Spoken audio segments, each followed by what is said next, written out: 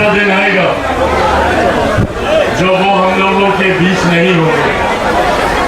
आज का दिन जहां उनके रहते हुए मेरे लिए, मेरे परिवार के लिए और हम सब के लिए खुशियों से भरा ये दिन होता था।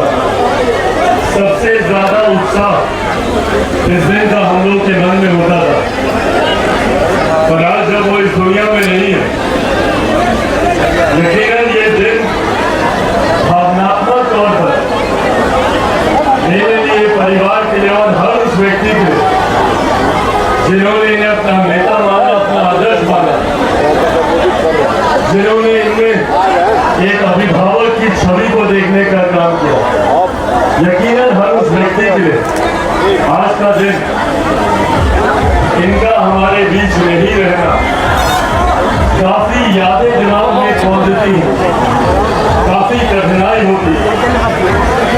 और आज के दिन ये संकल्प हम लोग लेकर आगे बढ़ने का काम करें कि इनके आदर्शों पर चलने का हम लोग काम करें, इनके सिद्धांतों को, इनकी सोच को घर घर तक हम लोग पहुंचाने का हम लोग काम करें।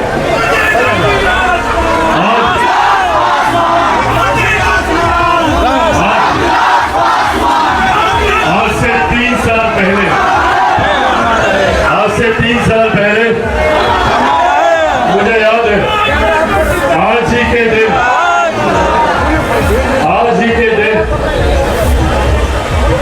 जब घर में, परिवार में, पार्टी में काफी तरीके की विपरीत परिस्थितियां उत्पन्न हुई थी, तो आज ही के दिन हम लोगों ने हाजीपुर से आशीर्वाद यात्रा की हम लोगों ने शुरुआत की। आज से 3 साल पहले आज ही के दिन ठीक इसी समय हाजीपुर से हम लोगों ने आशीर्वाद यात्रा की शुरुआत की और उस यात्रा में सोच यही थी कि जिन लोगों ने अपने स्वार्थ के लिए, जिन लोगों ने व्यक्तिगत महत्वाकांक्षाओं के लिए हमारे नेता की पीठ में खंजर भोंकने का काम किया, उनके जाने के बाद अपनी व्यक्तिगत महत्वाकांक्षाओं को साधने के लिए परिवार में, पार्टी में फूट डालने का काम किया। उस दिन ये संकल्प उस आशीर्वाद यात्रा के माध्यम से हम लोग हाजीपुर की ही धरती से लेकर आगे चलने का हम लोगों ने काम किया और हमारे नेता के आशीर्वाद से और हाजीपुर की महान जनता के साथ से आज 3 साल के भीतर पुनः आज हम लोग उसी धरती पे, उसी जगह पर हैं। 3 साल पहले हम लोगों ने सब कुछ खोया था और आज आप लोगों के आशीर्वाद से, मेरे पिता के आशीर्वाद से आज पुनः हम लोग उसी परिस्थिति में, जिस परिस्थिति में हमारे नेता हम लोग को देखना चाहते हैं। ये 3 साल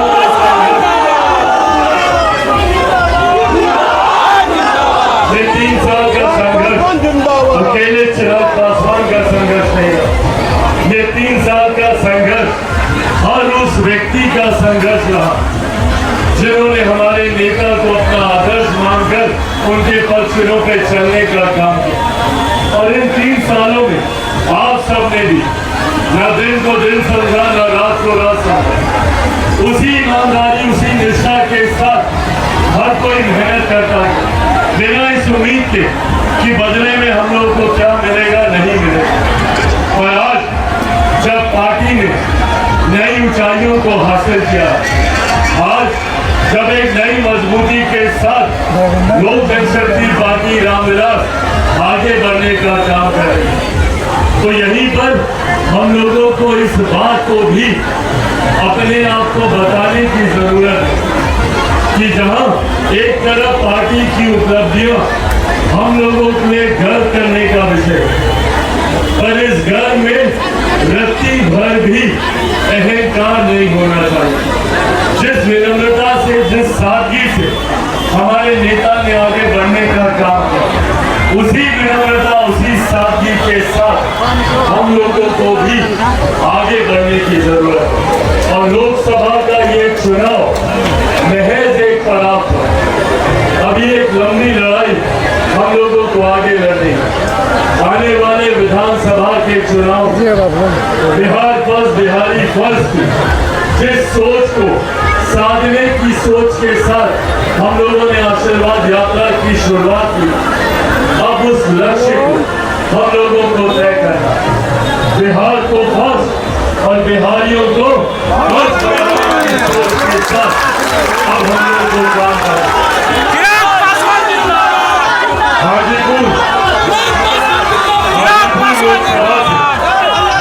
हाजीपुर लोकसभा के अपने साथियों से मैंने वादा किया था कि अपने नेता आदरणीय रामविलास पासवान जी के अधूरे सपनों को पूरा करूंगा।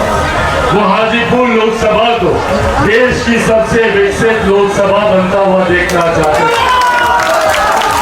उस सोच को धरातल पर उतारने की जिम्मेदारियों को अपने कंधों पर लेकर चलता हूं और ये वादा पुनः आप लोगों से करके जाता हूं कि आने वाले 5 सालों में कई ऐसे अधूरे कार्य जो अभी तक धरातल पर नहीं उतर पाए हैं, हर एक उस अधूरे कार्यों को पूरा करूंगा। आप लोगों से किए गए हर एक वादे को आप लोगों के सामने पूरा कर दिखाऊंगा। ये विश्वास आप लोगों को दिलाना चाहता हूं और हाजीपुर की जनता से भी ये वादा करता हूं और हर एक उस व्यक्ति से ये वादा करता हूं जिन्होंने मेरा साथ दिया या संभवतः जिन्होंने मेरा साथ नहीं भी दिया, उन लोगों से भी मैं ये वादा करता हूं कि संभवतः इस चुनाव में मैं आप लोगों का विश्वास शायद नहीं जीत पाया, जिन लोगों ने मुझे अपना वोट नहीं दिया। तो ये वादा उन लोगों से भी करता हूं कि इन 5 सालों में अपने विकास के कार्यों के माध्यम से हर एक व्यक्ति, हर एक परिवार का दिल जीत कर यहाँ से जाऊंगा। ये वादा भी आप लोगों से। कई ऐसे कार्य हैं जिसकी जानकारी कुछ दिनों पूर्व भी मैंने यहाँ पर एनडीए के द्वारा आयोजित कार्यक्रम में भी मैंने दी थी। केंद्रीय विद्यालय को लेकर हो, उस पर हम लोगों ने काम करना शुरू कर दिया। एक वैकल्पिक व्यवस्था हम लोगों ने बना ली और जल्द ही पुनः वहाँ पर एडमिशन का कार्य भी शुरू हो जाएगा। रेलवे केंद्रीय विद्यालय का एक अपना भवन हो, इसको लेकर अभी परसों ही हमारी मुलाकात रेल मंत्री से हुई है। उनके समक्ष हम लोगों ने प्रस्ताव रखा है जल्द रेलवे की जमीन पर केंद्रीय विद्यालय का एक अपना भवन होगा ताकि भविष्य में पठन पाठन में कोई दिक्कत न हो, उसका निर्माण कार्य शुरू होगा। बस स्टैंड को लेकर हम लोगों को दिक्कतें आती थी, उसकी भी मांग रेलवे के बगल में ही जो जमीन है उस पर हमने की है। बहुत सकारात्मक बातचीत शुरू हो गई है। उम्मीद करता हूं कि जल्द हाजीपुर में अपना हम लोग का यहाँ बस स्टैंड होगा। आने जाने में आवागमन में किसी को कोई कठिनाई नहीं। एक भवन अभी तक हाजीपुर में अपना नहीं, जिस तरीके से बाकी जिलों में ऑडिटोरियम है, ऐसा कोई ऑडिटोरियम नहीं। यहीं बगल में ही हम लोगों ने जमीन को चिन्हित किया है। बहुत जल्द यहाँ पर अपना ऑडिटोरियम भी हम लोग खोलने जा रहे हैं। ये वादा भी आप लोगों से करता हूँ। ये कुछ ऐसे कार्य हैं जिसमें तत्काल प्रभाव से, क्योंकि चुनाव के दौरान भी केंद्रीय विद्यालय को लेकर, बस स्टैंड को लेकर, ऑडिटोरियम को लेकर ये तमाम विषय आए थे। यहाँ पर सीवर की सफाई को लेकर भी, उस पर भी हम लोगों ने पहल शुरू कर दी है। उसकी सफाई को लेकर ये तमाम विषय जो तत्काल प्रभाव से हम लोगों ने जिस पर कार्य शुरू किया है, पर ये अभी शुरुआती दौर के कार्य हैं। कई ऐसी बड़ी योजनाएं हैं जिस पर हम लोग चर्चा कर रहे हैं। भारत सरकार में हमारे प्रधानमंत्री आदरणीय नरेंद्र मोदी जी के द्वारा मुझे फूड प्रोसेसिंग की, खाद्य प्रसंस्करण के विभाग की जिम्मेदारी दी गई। ये एक ऐसा विभाग है जो आने वाले दिनों में किसानों के जीवन को बेहतर कर सकता है, उनको आर्थिक मजबूती दे सकता है। इस विभाग के माध्यम से उद्योग अपने ही जिले में खोलने की संभावनाओं पर हम लोग कार्य कर सकते हैं। रोजगार के कई अवसर इस विभाग के माध्यम से हम लोग तलाश सकते हैं। इन तमाम चीजों पर केंद्रीय मंत्री बनने के बाद मैंने प्रयास शुरू किए। उम्मीद करता हूँ जल्द कई ऐसी खुशखबरी भी आपको अपने विभाग की योजनाओं के माध्यम से आप लोगों को देने का मैं काम करूँगा। साथियों, आज एक लंबे समय के बाद बिहार में डबल इंजन की सरकार काम कर रही है। अब ये जिम्मेदारी हम लोग के ऊपर है कि इस डबल इंजन की सरकार को हम लोगों को आने वाले दिनों में और मजबूती देनी है। बिहार की विडंबना रही है कि हमेशा विरोधाभास की सरकारें रही। जब तक केंद्र में यूपीए की सरकार थी, बिहार में एनडीए की सरकार थी। जब बिहार में हम लोगों की जब केंद्र में हम लोग की एनडीए की सरकार बनी तो बिहार में महागठबंधन की सरकार।